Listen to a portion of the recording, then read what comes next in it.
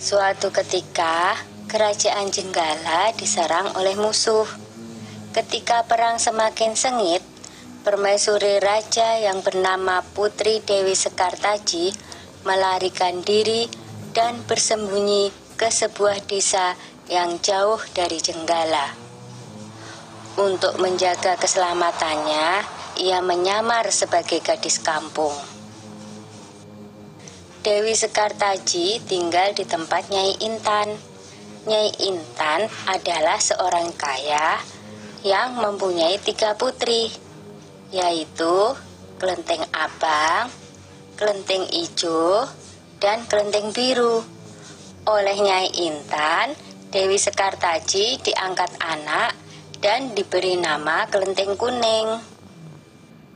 Setelah keadaan di kerajaan Jenggala kembali tenang dan aman, sang pangeran mencari jejak istrinya.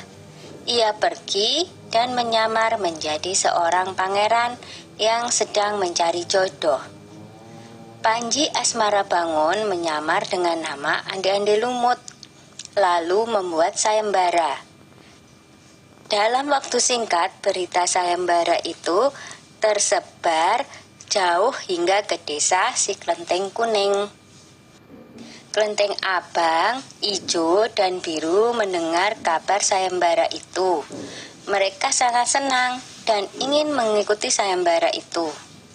Kita harus berhias agar terlihat cantik dan memikat sang pangeran, kata Kelenteng Abang. Benar sekali, kita akan memakai pakaian dan perhiasan yang paling bagus, kata Kelenteng Ijo. Hei Kelenteng Kuning, kamu tidak usah ikut sayembara ini, karena kamu tidak pantas mendapatkan pangeran. Lebih baik kamu mencuci baju di sungai, perintah Kelenteng Abang sinis.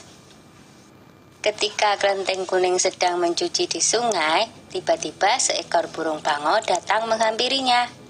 Anehnya, burung itu bisa berbicara dan kedua kakinya menggenggam sebuah cambuk. Wahai Tuan Putri, pergilah ke desa Dadapan mengikuti sayembara itu. Di sana Tuan Putri akan bertemu dengan Panji Asmarabangun.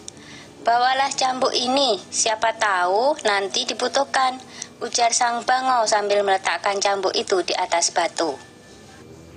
Burung bangau itu lalu terbang ke angkasa dan menghilang sebelum Kelenteng Kuning menjawabnya. Kemudian Kelenteng Kuning kembali ke rumah dan berangkat menuju desa Dadapan. Sementara itu, di tepi sungai Bengawan Solo, ketiga saudara dan ibu angkatnya bingung karena harus menyeberangi sungai, tetapi tidak ada perahu. Bagaimana cara kita menyeberang, Bu? Tanya Kelenteng Ijo dan saudarinya. Lalu mereka melihat seekor kepiting raksasa. Kepiting itu adalah Yuyu Kangkang, utusan Ande-Ande Lumut. Dia diutus menguji para peserta sayembara yang melewati sungai tersebut. Hai kepiting raksasa, maukah kau membantu kami menyeberang sungai? Pinta Kelenteng Abang. Yuyu Kangkang tertawa lebar. Hahaha, aku akan membantu kalian, tapi ada syaratnya, kata dia. Apapun syaratnya, kami bersedia. Yang penting kami bisa menyeberang, jawab Kelenteng Abang. Kalian harus menciumku, kata Yuyu Kangkang. Dan mereka pun bersedia memenuhi syarat si Yuyu Kangkang. Kelenteng Kuning tiba di pinggir sungai. Yuyu Kangkang mengajukan syarat yang sama, tetapi Kelenteng Kuning menolak. Dia tak ingin mengkhianati suaminya. Berkali-kali Kelenteng Kuning memohon, tetapi Yuyu Kangkang tetap menolak. Akhirnya Kelenteng Kuning memukulkan cambuknya ke sungai, dan seketika itu air sungai Bengawan Solo surut. Melihat itu, Yuyu Kangkang ketakutan dan segera menyeberangkan Kelenteng Kuning, bahkan mengantarnya sampai ke desa Dadapan. Sayembara pun dimulai. Secara bergiliran, Kelenteng Abang dan adik-adiknya menunjukkan kecantikan mereka di hadapan Ande-Ande Lumut. Namun, tak seorang pun di antara mereka yang dipilih oleh Ande-Ande Lumut. "Ampun pangeran, hamba mohon, terimalah salah satu putri hamba," iba Nyai Intan.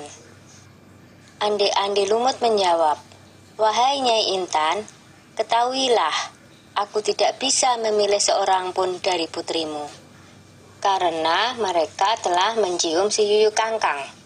Sambil menunjuk kelenteng kuning, pangeran melanjutkan, "Aku memilih gadis ini karena dia telah lulus ujian, tidak mau mencium si Yuyu Kangkang."